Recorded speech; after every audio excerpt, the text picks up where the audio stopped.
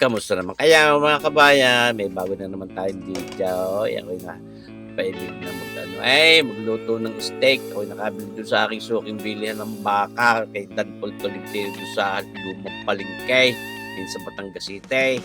Bumili ako ng porterhouse, ay di ato gagawin nating steak. Yak tayo naglagay na niyang butter na hindi sa atin ng steak panayaan. At yan ang talagang masarap din namang pagprituhan ng ating mga steak.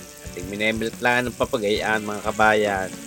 May sisiyot na natin diyan ang ating porterhouse steak. Yan. Aray, mga regular na bakala naman pero mura-mura. Ayan.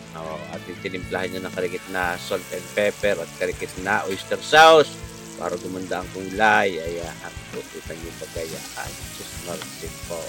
Ay talaga namang sarap naman yan. Ay naku, paborito ko dapat gusto ko din lantakan dun sa Porky's Balagtas, yung kanilang premium steaks na sineserve doon. Talaga namang napakalambot. Aray, siyempre, hindi mo na tayo basta makabili din ng mga premium steak. Pero aray, pwede din naman. Yan. Ating piniprito lahat, ating kinukulog ng karikate. At gusto ko naman din yan medyo, hindi naman toong medium rare. Ayoko ng medyo matugo-tugo pa. Pagka yung mga steak doon sa Porky's Balagtas, pwede na kahit mamula-mula pa mamuya-muya ay lalagtakan ko. Pero pagka yung mga baka na nabibili natin din sa palengking ay gusto ko yung medyo luto-luto ng karikit. Kaya sa inyo napapanur na yan, ating kinulog ng papagayaan, o rin natin labsik din. Ayan na. Pero hindi naman gayon napakatagal. At tayo ko din naman kumunat yan. Ayan yung mga ganyang mga steak. Ayan kaya makikita nyo yung high heat po yan ang hindi maang-ang. Kahit ito ating tinakluban ay malakas pa rin ang apoy na yun. Kaya kita nyo, yan, yung ating labas yung pinaka-crusty medyo talagang maganda-ganda ang pagkakaprito. Pero hindi ho sunog yan yung kulay noong binigay sa atin ng oyster sauce, pampalinamnam naman para hindi na tayo para magbitsindiyan. Tunay. May mga side dish din tayong diyan, isasama mamaya pag ating lalantakan na. Napakasarap naman niyang baka. Ay naku talaga namang kahit naman luto diyan napakasarap. Kakaiba rin naman ng lasa at linamnam niyang karne ng baka. Lalo pagkagaya malalapit sa mga pinagbutuhan papagayaan, yung mga tibaw, yung mga porterhouse, yung tawag dito, rib eye. Naku, talagang napakasarap. Yan ho. Kapag minsan-minsan, di talagang gusto yung mga disenteng luto ng mga steak at mga imported na USDA beef or steak ay nako di dayuhin natin yung Porky's kung ibig ninyo makatimos doon. Maraming salamat nga pala ulit doon sa Porky's na sa atin ng pakain sa atin kahapon doon sa aming first meet and greet ng mga vloggers yan na ating binuo mga kabayan. Napaka-successful.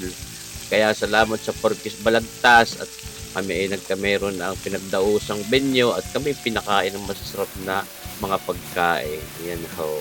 Ito, kaya tayo ay dumali ngayon na rin mapapagarnit ating hinapunan niyaan kung tutuusin mga kabayan kanina.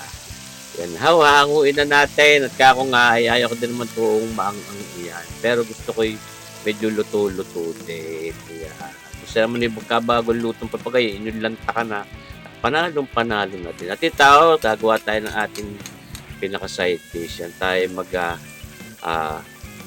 sasagad ng karikit na bagong. Sasangkot sa hilaan natin din yan sa pinagprituhan natin ng steak na yun. Karikit na oras lahat naman na at kaya hindi na rin mababaho yung ating ipiniritong steak. Yung ating rib eye steak na yun. Yan, naihalbos na rin. Hindi ka ba yung Commander Mamili sa ating baby potatoes o ano bagang tawag niya. Basta yung malilinggate na patatas, hindi siyang tawag yung marble potatoes. At ilang sinosotay diyan sa butter and garlic kayo na may lasa na ring beef. Ay pinagprituhan natin ng libre. O di ba mga kabayan. Hindi na rin natin para to ang paglalagyan pa ng mga paminta dahil yung pagkahalbaos ay may palasa na rin paminta at asin. Yan. Kaya talaga namang medyo less tayo sodium at nang sa gayoy hindi madali ang ating mga kidney, ang mga bato. Ayan ho, di ba pang side dish na yan. Ayos, simple-simple, naluto, madali lang. Kung gusto makalagtak agad ng hapunan, di mga garne lutuin. Ayos. Yun ang ating biniling yung ano bagang porterhouse steak na ay o ribeye steak na yan, kung ano man yun. Basta yan hindi dito. Ay ang halaga ay nasa kulang-kulang lang 400 piso. Ayan ho, yung 3 pirasong iyon. Di baga, ayan, lang naman. Kasarap, simple. Di may hapunan kanina. Nag-inedit ko agad at nang sagay mapanood din yun nga, sabay mapasalamatan ko ulit yung mga gustong makatimos ng mga sasarap ng mga premium burgers, mga kung ano pang mga parang kari-kari din at mga kung ano nung luto.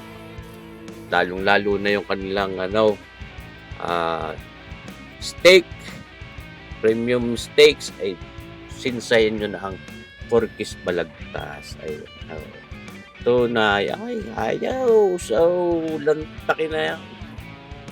Nilantakan na pala na kanina. Ay, kasarap pa kakatuwa din naman. So, Marsipaw Tawaray. Naman ni Kabayan Chef Warpray. Kamusta ka na baga kabayan? Long time no hear. Aba naman si Kabayan Chef Warpray, Warwindera ng Chicago, Illinois. Yan. Nilalantakan na natin mga kabayan. Yan na yan kanina nung kami maghapunan. Di panalo. Ayos. Hindi natira pa niya maya-maya ng katiti. Sasagpian ko ng 2 buting pilsen. Di ayos na naman na rin ay tinatapos kong vlog na rin, editing na rin. Pandali na mamaya ng barik ng karike. Salamat sa inyong panunood mga kabayan din sa ating simpleng video. Abangan nyo pa rin ang ating mga susunod na videos. Ayan ha. Tunay kayo ng magaganda ng pagkakalulog. May tinulang manok din pala namang ginawa sa Kamaya Commander Mabilisa. Panalaw!